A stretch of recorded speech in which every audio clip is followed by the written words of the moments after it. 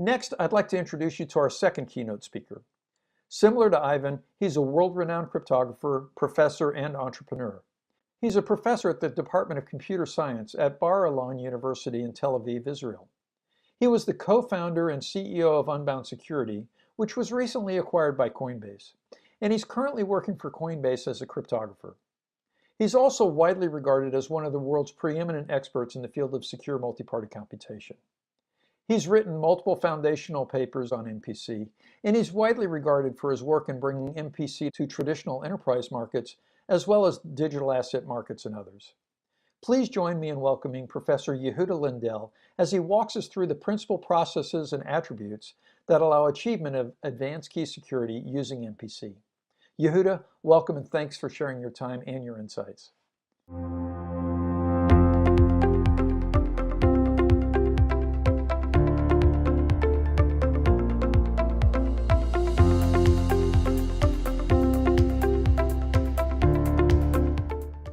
Thank you, Frank.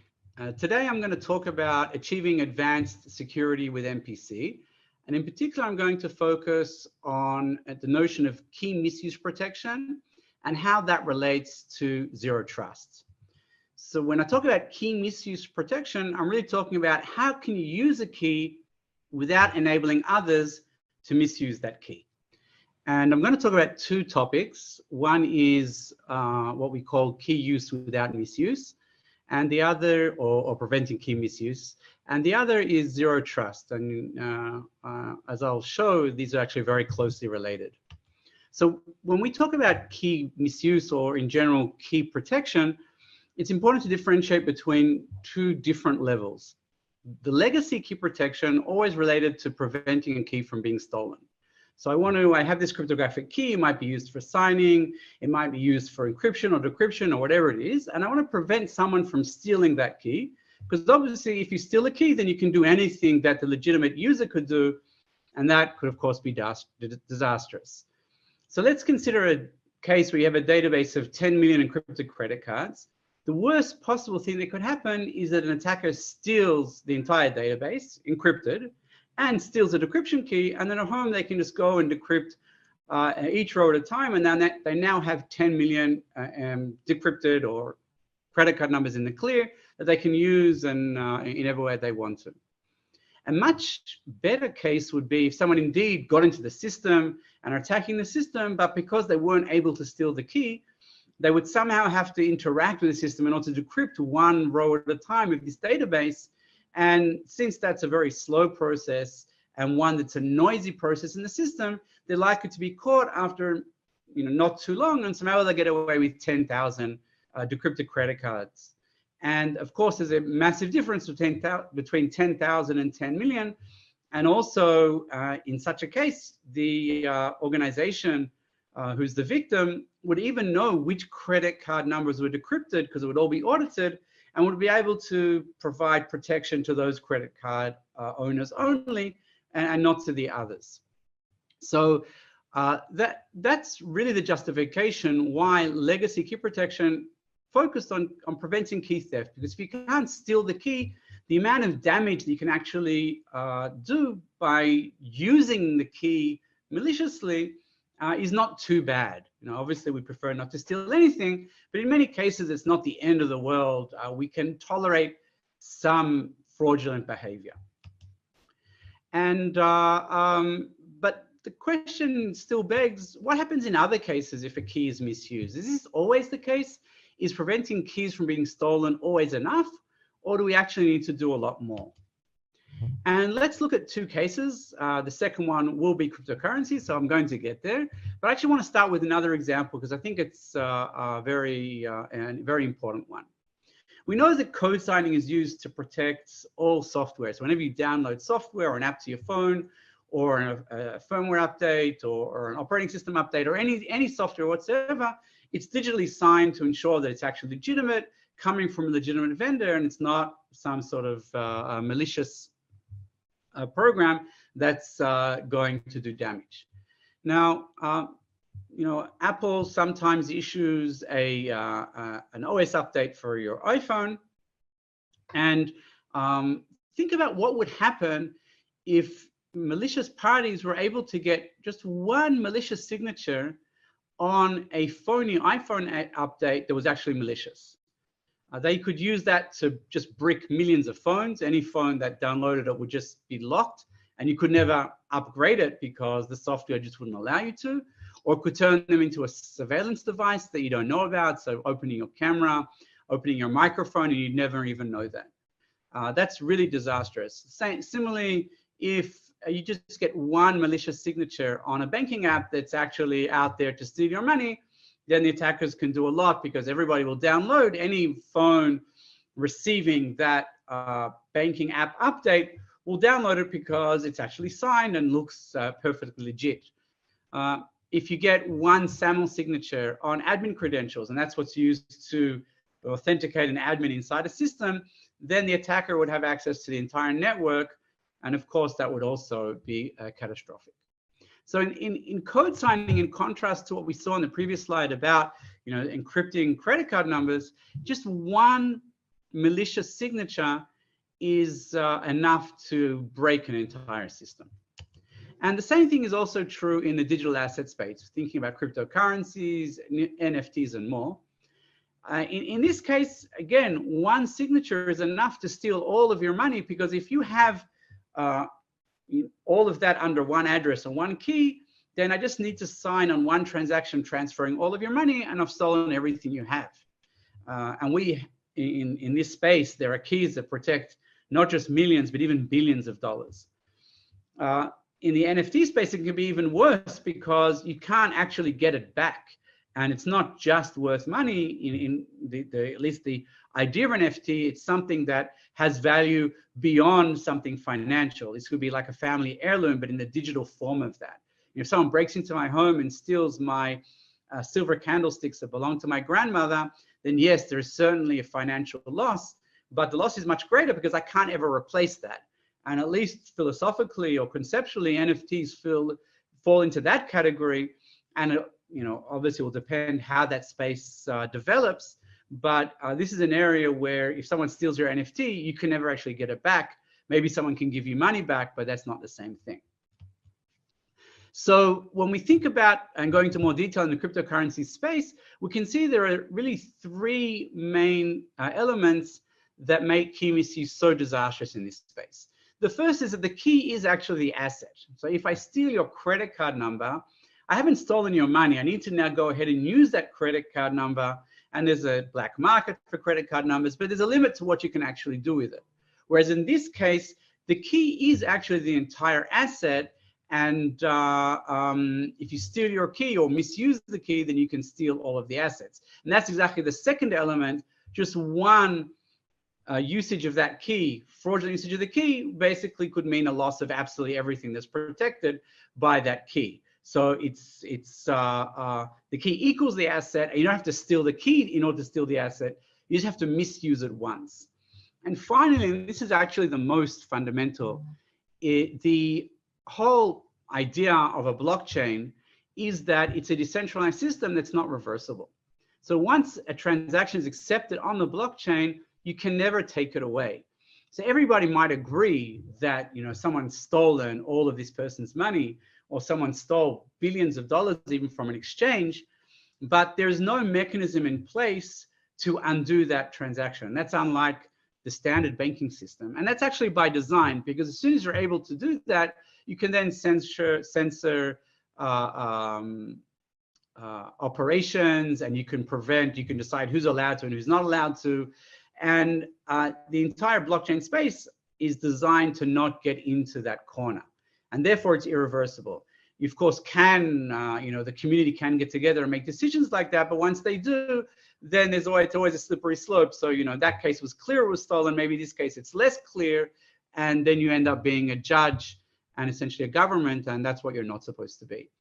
So when you think about it in this context, key misuse for cryptocurrency is actually the problem, and it's not one of key theft. There's no reason whatsoever for me to steal your key if I can misuse it once, because I'll get exactly the same effect.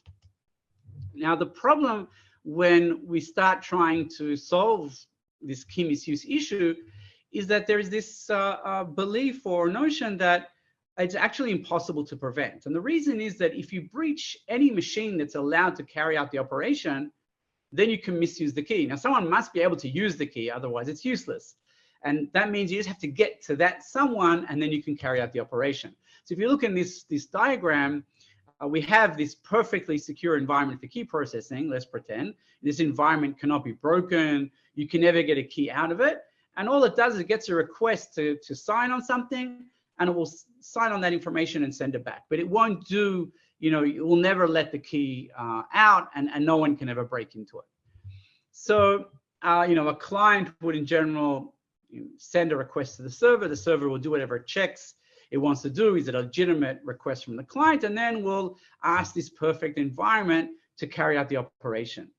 Now, all I need to do as an attacker is breach that server and ask for any operation that I want, and the perfect secure environment will carry it out for me. So just preventing the key from, just having this perfect environment will indeed prevent it from being stolen, but doesn't help you from misuse if someone can get into the server in the middle here. And although it's true that it's impossible to perfectly solve this problem, like everything with in computer security, and also the same in physical security, there are no perfect solutions, but a lot can be done to mitigate the problem. And here is the approach that we propose, and that is of distributed policy enforcement. So the idea and the basis for this solution is to not allow any single machine the right to approve a cryptographic operation. So there is no single server that you can get into and corrupt and then issue requests to carry out operations. Rather, you have multiple machines that verify if a cryptographic operation should take place, and the operation will only take place if they all actually approve that this is a legitimate operation. And you can have many different policy checks before you allow an operation to take place. For example, you can check when the operation is requested and does it make sense. So should someone be asking for code signing at 2 a.m. on Friday night? It's unlikely. Maybe our development team is very committed, but it's unlikely they're that committed. Or does it make sense that the largest ever transferal of funds inside our exchange, maybe from a very large, heavily protected wallet to another one, would be happening at 4 a.m. on Sunday morning? It's very unlikely.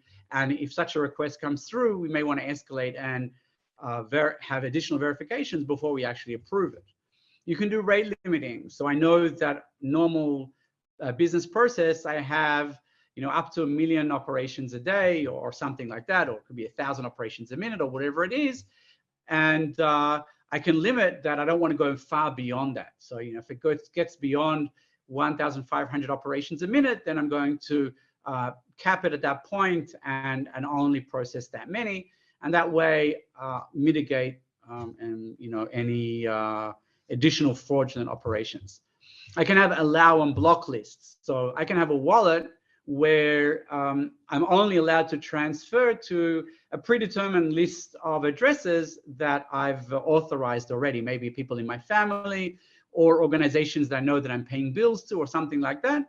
And likewise, I can have block lists saying that I refuse to transfer to any of those addresses. They can be specified addresses, they can be addresses from a certain location, or they can be addresses that are flagged by some external organization as problematic, and so on and so forth. I can have AML and fraud detection tests, and they can be verified before I carry out the operation itself. I can validate the consistency of the transaction with other systems in my organization. In particular, if someone is requesting to transfer funds, that request had to come in externally and is probably recorded in some other system. And I want to make sure that someone didn't get to this machine and carry out an operation that actually didn't come in via the regular system. And therefore, I can reach out in a different channel and verify that it actually already exists there.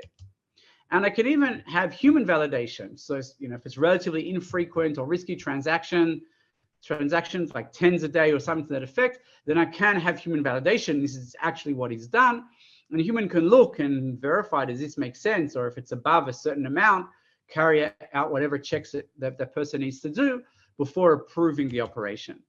And this can also use not just static policies, but dynamic, what we call dynamic data collectors. So for fraud, or I want to know what the price of the sell is, you know, maybe someone is saying if Bitcoin goes above $50,000, then sell, but otherwise don't.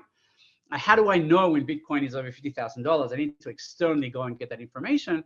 So you can have a number of data collectors that will get that information, sign on it, and I can check that there are a number of those that actually are approving. So we want to deploy this very powerful policy engine. And the question is, how do we do it cryptographically? So a first attempt at this would be as follows. Each of these policy validators would have a signing key. And in order to approve, the policy validator will sign on some approval statement together with the transaction information and send it to this single machine who'll carry the signature only when it receives enough signatures. Okay, so that could be a way to do this policy enforcement. And indeed, in order to convince the machine to sign, then you'd have to have all of these different policy approvals, and that can indeed be very meaningful. But the question is, again, where does the validation take place and can it be bypassed? So if the validation took place on this server in the middle, then I'm actually back to pretty much where I was in the previous slide.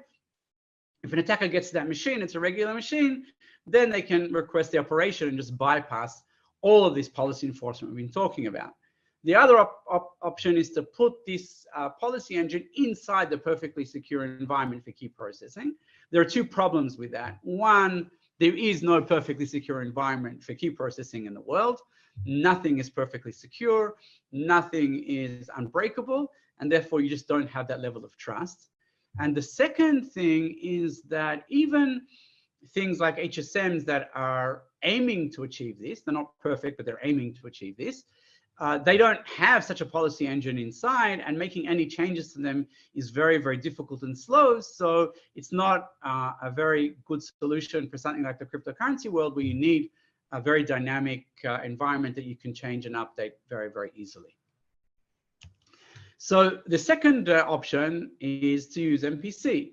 And what does MPC do? By definition, it actually fits very, very nicely, because the idea of MPC is you split a key into multiple shares amongst different parties, and you need all of them or a quorum of them to approve an operation in order to carry it out. So all of these policy approvers can now have shares of the key, and they can participate in the MPC operation only after they verify that the transaction should be approved according to what they're supposed to check. And if you don't have a quorum of approvers, you actually cannot sign because you don't have enough key material. This is something that you can't bypass, and that's why we call it cryptographic enforcement. It's not an access control type enforcement, but it's true cryptographic enforcement, because you can get to the server and say, I want to carry out this operation, but there just isn't enough key material. It's just random garbage. So as long as the signing scheme is secure, you just cannot bypass, and you can't do that. And that's why this is a very effective solution. Now, you can use multiple external approvers as well and data collectors, because you don't want to have any single point of failure. So you don't take one fraud detection or fraud analytics machine. You can take 3 and require 2 out of 3 of them to approve, and 1 out of 2 price collectors, and 3 out of 5 AML, and so on and so forth. And then you get a very, very rich quorum structure that provides very strong protection against any attempt to bypass. You would have to really breach many machines simultaneously in order to do that, and it's all cryptographically enforced. Another thing which is important is making sure that you can't just bypass the whole system by replacing the policy. You know, I have a policy on the machine, maybe I can just replace it with a policy that says automatically sign without checking anything. So that can be achieved by, again, signing on all policies and using an admin quorum, possibly with MPC, to make sure that you would need a full quorum of administrators in order to replace any policy. And that quorum of administrators could be a very strict one, because this is, again, something that only happens rarely, and you can validate that it's truly should be happening and it is not a fraudulent transaction. So in this example, in this slide, you can think of, here's a vault, and I want to have 2 different policies or two different ways of working. One is an automatic day trading, and then this is on the left-hand side. So this policy, you would have 1 out of 2 AML machines and 1 out of 2 fraud management machines.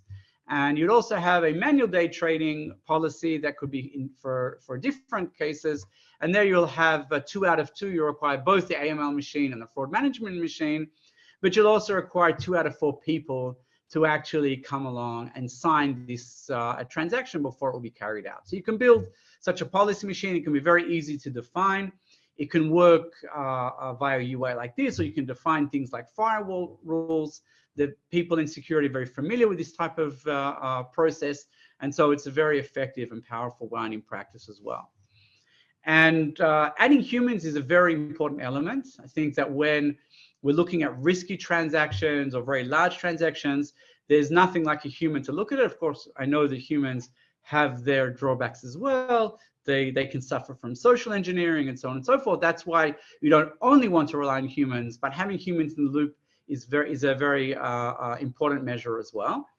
And you want to enable that also in a useful way. I don't want to tell a human, okay, you get a phone call that we want to carry out a transaction, go into the office, go into the data center, turn on the machine and approve it. That's very painful. It's much easier for the human to pick up their phone, use their Touch ID or whatever it is to authenticate, review the transaction, and then just approve it. And what's important, again, is cryptographic enforcement. There is part of the key used in the signing process on the phone. So you can't bypass this. And that's very important. By the way, note that this is a very different system for the rest of the IT infrastructure. And when you want to deploy MPC, well, you want to have strong separation between those elements, and this actually gives you that. So you can approve quickly as a human, and it's very convenient. You can also have bots, which are automatic machines that are checking policies. They can respond very quickly, of course. And you can even have cold elements as part of the MPC process. And some of those elements can be completely disconnected if you want a cold wallet.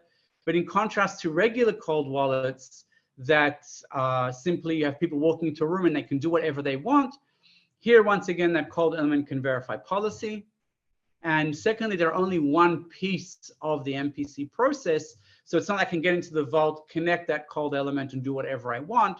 Here, you would still be very limited to what everybody else is checking, making it a much stronger solution than a standard cold element. So this is how we can achieve policy enforcement. And MPC is crucial for achieving it, because anything that's not MPC is not actually cryptographically enforced. You can think about these external policy checkers signing, using digital signatures to approve it and send it to another machine who will then carry out the operation. That looks like cryptographic enforcement because there's digital signing, which is cryptography, but it's not in the sense that we mean. It's cryptographic enforcement, but that can actually be bypassed. So you get to that machine and then they have the entire key and they carry out the operation. In order to get true cryptographic enforcement, you have to use MPC, and therefore we think that these are very, very aligned. The second topic that I want to talk about, and more briefly, is zero trust. And as a cryptographer, when I hear about zero trust, when I first heard about zero trust, it sounded to me to be very suspect, as if you can get security when you can't trust anything. You have zero trust in your system and you can still get security, but that's obviously ridiculous. If you can't trust anything at all and you have zero trust, then everything is going to be broken. But that's actually not what it means. And when I learned about this, I realized that this is a very important paradigm that we should be more familiar with, and we should actually talk in this language, because it's one that a lot of people are familiar with as well. So according to NIST special publication 800-207, I recommend reading it. It's actually a very, very easy and informative read. They define it as follows: zero trust provides a collection of concepts and ideas designed to minimize uncertainty in enforcing accurate, least privilege per request access decisions in information systems and services in the face of a network viewed as compromised. So it's a bit of a mouthful, but what it says here is it's a collection of, let's call it solutions or methods that still achieve a level of security when the network is compromised. So we want to fail gracefully. We don't want to have this situation where once the network is compromised, everything completely fails, and zero trust is aimed at doing that. So why is zero trust important? We used to always think about perimeter protection. If I can protect my network, protect my perimeter so no one can get in, then everything inside my network is safe and I'm safe. So we can have strong physical perimeters, and we can also have strong digital or virtual perimeters, network perimeters with firewalls and anomaly detection and all different things to prevent someone from getting inside. But none of these work in a perfect sense. And the only organizations that think that attackers are not inside the network are organizations that are either not looking or don't know how to look, because attackers are inside networks today. So what can we do in a world without a good, strong perimeter and one which is breachable? And that's what Zero Trust comes to address. We can't assume that attackers are going to be kept out, and we need defense in depth. So we can't afford to have a situation where we fully fail when an attacker breaches the network, and we have to have some graceful degradation that gives us guarantees of security even once we've been breached. So what are some examples of Zero Trust measures? For example, encrypting all the internal communication inside a single data center. If I have strong perimeter protection, I don't need to encrypt between two machines in the same data center because the perimeter is protected. But we're not assuming it's protected. And if we don't encrypt between machines inside the data center, then anyone who gets inside can actually eavesdrop on absolutely everything. We authenticate requests coming from clients inside the data center. I don't look at the IP address or look at the fact that they're physically connected to this internal network and say, okay, if you're physically connected to the network, I believe that you're honest. We can't assume that anymore because it could be an attacker inside. Access should be granted for a short time only and with least possible privileges, because you may have been honest when you got access, but afterwards not. And also, I'm not going to assume that because you managed to get access, you're necessarily honest. Maybe you managed to steal credentials. Anomaly detection should be ongoing because we need to always be alert. When is the suspicious behavior inside our networks? And we need to find that quickly and recover quickly from that. So that's the general notion of Zero Trust. And now I want to talk about cryptographic Zero Trust. But I want to start by talking about a massive failure of cryptographic Zero Trust. One very popular service is called Windows ADFS. ADFS means Active Directory Federation Services. This is a way to authenticate into a system. You authenticate to this ADFS server and you receive a signed SAML token to the network. This is basically a signed credential that says, I'm Yehuda, this is what I'm allowed to do. This is the dates or the time that this token expires.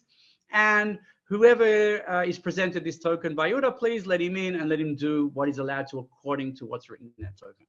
It works very well. It's very, very widely used in networks today. If you implement this ADFS on a regular machine, and in particular, if the key the cryptographic key that signs on those tokens is on a regular machine, and if someone breaches that machine, the result can actually be disastrous because now they have the key that enables them to sign on any token that they want. And this actually happened with the SolarWinds supply chain attack. Attackers were able to get in, steal the key, and then issue tokens independent of Windows ADFS, and they looked fine.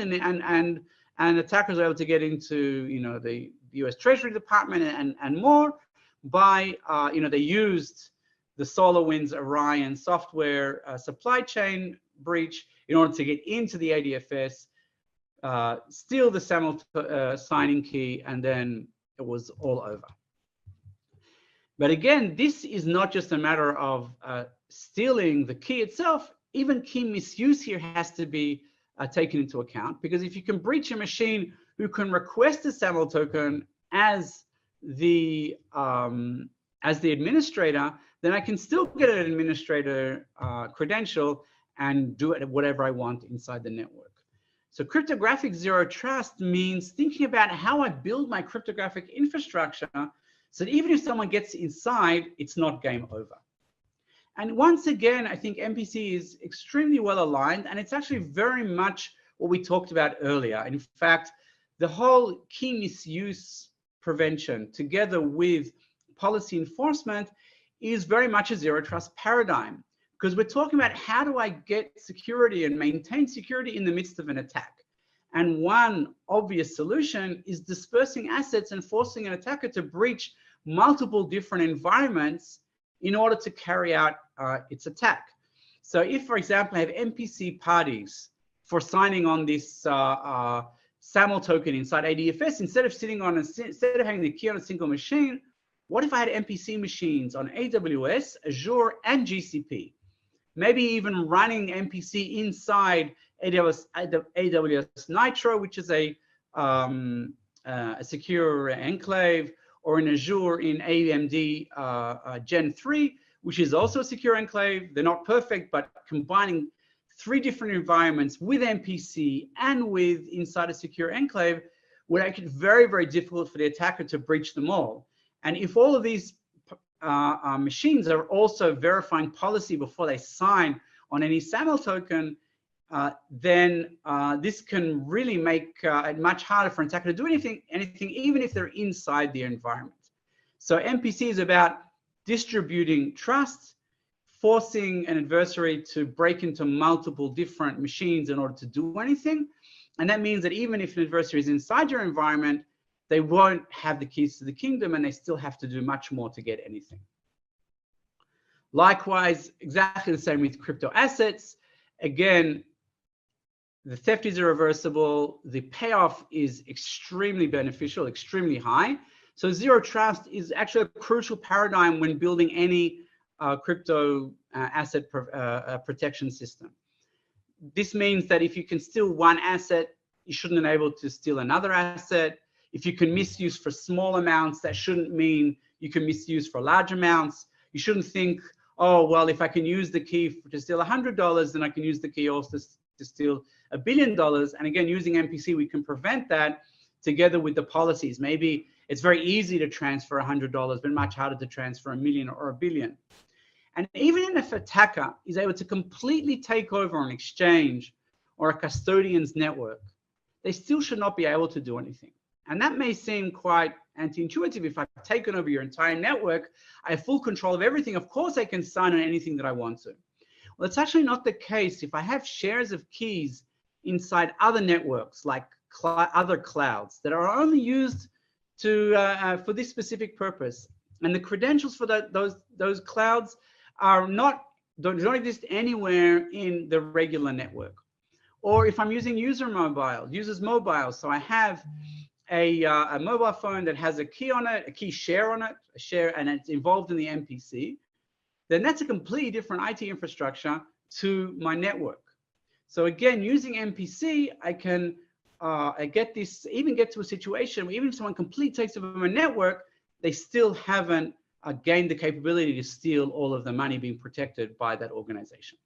MPC can also be used to flexibly adjust between security and speed by having instantiation of the system with many approvers, possibly with different types of elements, cold and human, so it would be slow but very, very secure. Another instantiation of the same system, but now with bots and who are verifying policies automatically, simple and fast policies, so you can get speed and security just by instantiating the same system differently. And that's also very important for achieving scalability within an organization. So again, in summary, MPC is a crucial paradigm for achieving security in the cryptocurrency space by achieving a very strong level of zero trust security. And that's very closely connected to this notion of key misuse. So thank you very much for your time, and I'll hand it back to Frank.